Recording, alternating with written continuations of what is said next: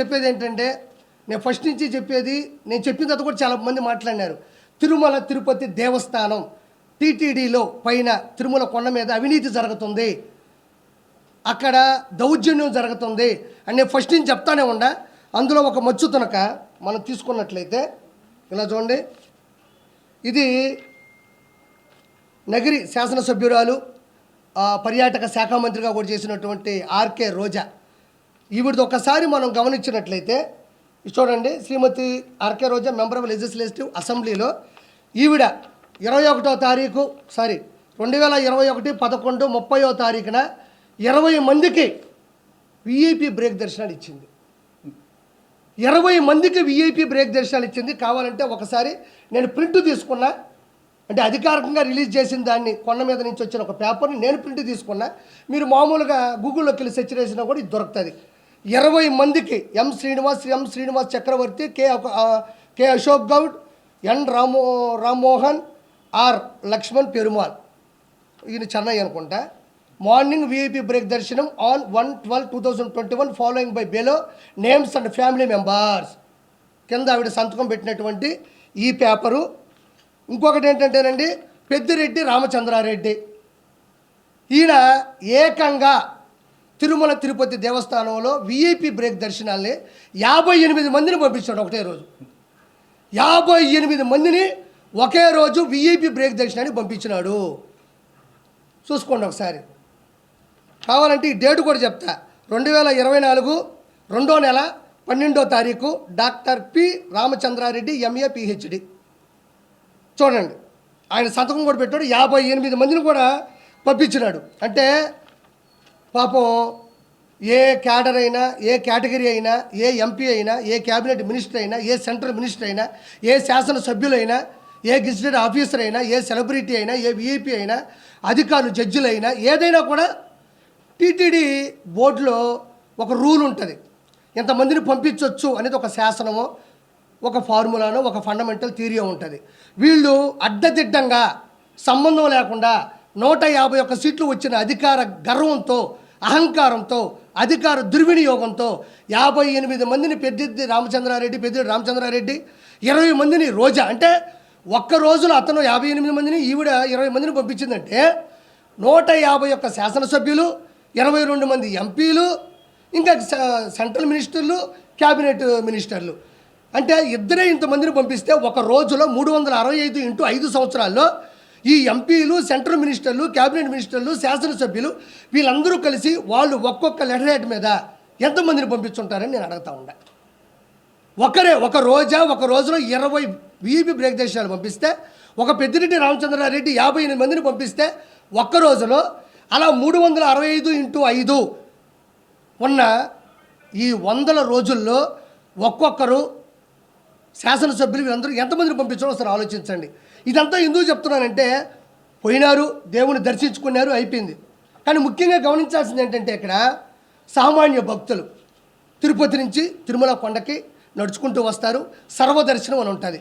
Queue లైన్లోకి వెళ్ళిపోతారు, అక్కడి నుంచి కంపార్ట్మెంట్లోకి వెళ్తారు, ఆ నుంచి దర్శనానికి వెళ్తారు, ఆ తర్వాత బయటకు వచ్చి లడ్డు తీసుకుంటారు. అది అందరూ తెలిసిందే.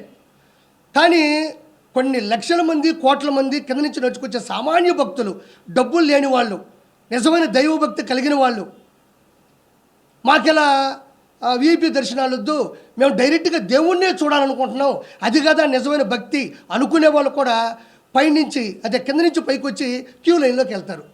ఈ క్యూ లైన్లోకి వస్తారు, కంపార్ట్మెంట్లోకి వెళ్తారు, దర్శనానికి వెళ్తారు. ఇక్కడ ప్రాబ్లం ఏంటంటే, విఐపి బ్రేక్ దర్శనం ఇవ్వడం వల్ల ఎక్కడికక్కడ క్యూ లైన్ ఆగిపోద్ది. వీళ్ళు పోతారు, వీళ్ళ హారతలు, వీళ్ళ పట్టింపులు, ఇంకా దగ్గరకు తీసుకెళ్ళడం, దేవుడితో మాట్లాడతామని చెప్పడం. దేవుడే మాట్లాడడం అది వేరే విషయం.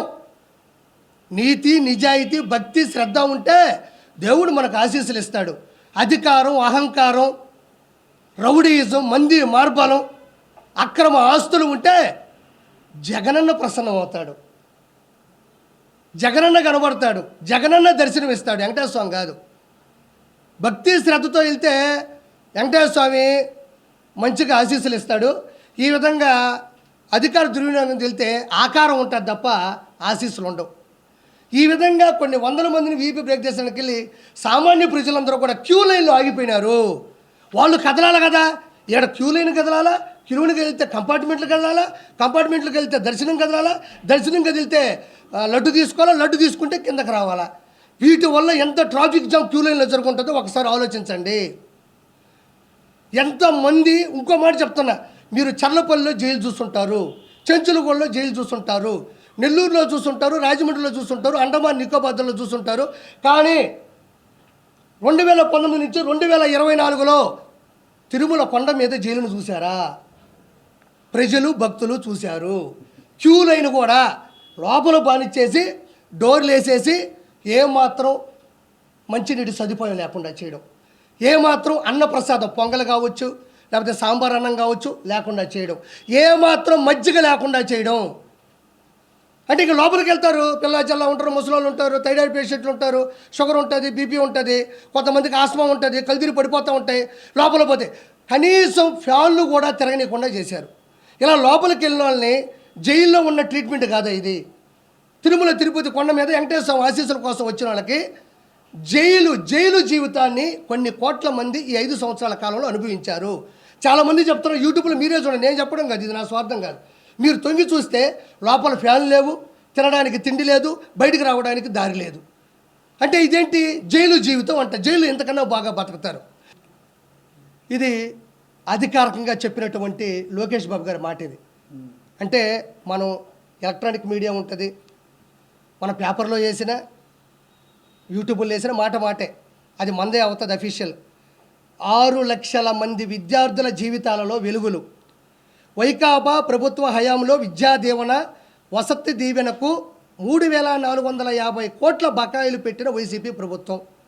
బకాయిలు ఉండడంతో విద్యార్థుల సర్టిఫికేట్లు రాకపోతున్న ఇబ్బందులను తొలగించేలా విద్యా సంస్థల యాజమాన్యాలను సర్టిఫికేట్లు ఇవ్వాలని ఆదేశించిన మంత్రి నారా లోకేష్. ఇది సంసారబద్ధమైనటువంటి గవర్నమెంటు. అంటే వచ్చే రాగానే పాపం ఎన్ని ఇబ్బందులు ఉన్నా కూడా ప్రవేశపెట్టారు. ఇంకోటి విద్యార్థులకు తీపి కదురు తన ఇదేనమ్మా, ఇంకేమైనా ఉందా? మెగా డిఎస్సీ మీద కూడా సంతకాలు పెట్టారు. ఇంకోటి కూడా నవ్వుకుంటారు అందరూ, మంచు ముందు ఆంధ్రప్రదేశ్కి వచ్చింది, మంచు ముందు వచ్చిందా పాపం. అంటే ఒక ఆవిడ అనింది, నిజంగా జరిగింది నెల్లూరులో, నా బట్ట వల్ల నా భర్త చచ్చిపోయాడు అనింది. వాస్తవం చెప్తున్నా, నా బట్ట వల్ల నా భర్త చచ్చిపోయాడు అనింది. బట్ట అనేది ఎవరో మీరే తీసుకోండి, నాకు అనవసరం. అది వెంకటేశ్వర సాక్షిగా చెప్తున్నా, ఇది జరిగింది. ఆ వెంకటేశ్వర స్వామితో పెట్టుకున్నాడు, అతను పోయాడు. ఇప్పుడు నేను పెట్టుకుంటే నేను పోతానుగా, నేనేం భయపడను. నా బట్ట వల్ల నా భర్త పోయాడు, నా పసుపు కుంకులు రాలిపోయాడు. ఏంటంటే ఏందయ్యా ముందు. ఇప్పుడు మా వాళ్ళు కష్టపడతారు, 500-700 సంపాదించుకుంటారు. ఆటో పనిచేసే ఆటో, టిప్పర్ దగ్గరికి వెళ్ళి టిప్పరు, ఎవరైనా కష్టపడతారయ్యా. వద్దన్నా వాళ్ళు తాగుతారు. తాగేదేదో మంచి ముందు తాగితే పాపం తిని కడుపు నిండా కాసేపు పరిస్థితి అరసరి పడుకుంటారు. ఈయన బట్ట వచ్చాడయ్యా, అసలు మొత్తం కిడ్నీలు, ఆ లివర్లు మొత్తం అంతా చెడిపోయి వాళ్ళంతా పిచ్చెక్కిపోయి వాళ్ళకి అర్థం కాని రీతిలో ప్రవర్తించాడు. నాకు ఈ చిన్న వయసులో నా భర్త చచ్చిపోయాడు నా బట్ట వల్ల అని. ఈరోజు భగవంతుడి దయ వల్ల మంచి ముందు. అంటే ప్రతి కల్చర్లో ఇది ఒక భాగం. జగన్మోహన్ రెడ్డి లాగా నేను సంపూర్ణ మద్యపాన నిషేధం చేస్తా అని చెప్పి అందరికీ ఎడ్డిమడ్డి మందు పోసే పాపం వాళ్ళని నాశనం చేయలే. చెప్పినారు, మంచి ముందు తీసుకొస్తున్నారు. ఈరోజు బ్రహ్మాండంగా కింగ్ఫిషర్ బీర్ వచ్చింది, రాయల్ ఛాలెంజ్ వచ్చింది, మంచిగా బ్రాండ్లు వచ్చినాయి దేవుడి దయ వల్ల. అంటే మరి దేవుడి దగ్గరికి వెళ్ళకుండా దేవుడి దయ వల్ల మంచి బ్రాండ్లు వచ్చినాయి. కాబట్టి ప్రక్షాళన మొదలైంది. మంచి విధి విధానాలు కూడా అక్కడ మొదలైపోయినాయి. మర్చిపోయినా మా రవి అన్న మంచి, థ్యాంక్ యూ సో మచ్. ఈరోజు రెండు విషయాలు చెప్తాను అన్నయ్య. 2 విషయాలు గొప్ప ఏంటంటే, జగన్మోహన్ రెడ్డికి కడుపు నిండా అన్నం తిన్నా ఒప్పదు, జగన్మోహన్ రెడ్డికి మంచి ఇల్లు ఉన్నా ఒప్పదు. ఎందుకంటే టిట్కో ఇల్లు 2,62,000 టిట్కో ఇళ్ళను పూర్తి చేసి టీడీపీ గవర్నమెంట్ హయాంలో చేసి ఇస్తే, ఆ మనిషి లక్షల ఇళ్ళని ఒక్క రూపాయి కూడా మళ్ళీ ఖర్చు పెట్టకుండా ఉన్న వాటిని రంగులు 300 కోట్ల రూపాయలని ప్రభుత్వ కార్యాలయాలకి, ఇలా టిట్కో ఇళ్ళకి 300 కోట్ల రూపాయలు పార్టీ జెండా రంగునేసి వాటిని అలా వదిలేశాడు. కానీ ఒక్క టిట్కో ఇల్లును కూడా ఎక్కడ ఇస్తే టీడీపీ గవర్నమెంట్కి, చంద్రబాబు నాయుడుకి మంచి పేరు వస్తుందని భయపడి ఓర్చుకోలేక స్టాలిన్ని చూసి నేర్చుకోలేక ఆ మనిషి అధికార దుర్వినియోగం అహంకారంతో అన్ని ఇళ్ళను వదిలేసి నేను వెళ్ళాను నెల్లూరుకి. చూస్తే మీకు నమ్మరన్నా, కళ్ళల్లో నీళ్ళు తిరిగిపోయినాయి. 500 రూపాయలు పెట్టి కొన్ని వందల మంది పేదవాళ్ళు ఇచ్చుంటే ఆ ఇళ్లలో కండోమ్ ప్యాకెట్లు, ఆ ఇళ్లలో బీరు బాటిళ్ళు, ఆ ఇళ్లలో కత్తులు కటార్లు, పావులు, జర్రులు, అంటే వైఎస్ఆర్సీపీకి దౌర్జన్యానికి రౌడీజాలకి అడ్డాలుగా వాడుకున్నారు తప్ప టిట్కో ఇళ్ళని ఒక్కరికి కూడా ఇచ్చిన పాపం లేదు. అక్కడ ఎన్ని కిడ్నాపులు జరిగాయో, ఎంతమందిని చంపేశారో, ఎవరిని కొట్టారు అనేది ఒక్కటి కూడా చెయ్యకపోగా అక్కడ గోళ్ళన్నీ మళ్ళీ పగిలిపోయినాయి.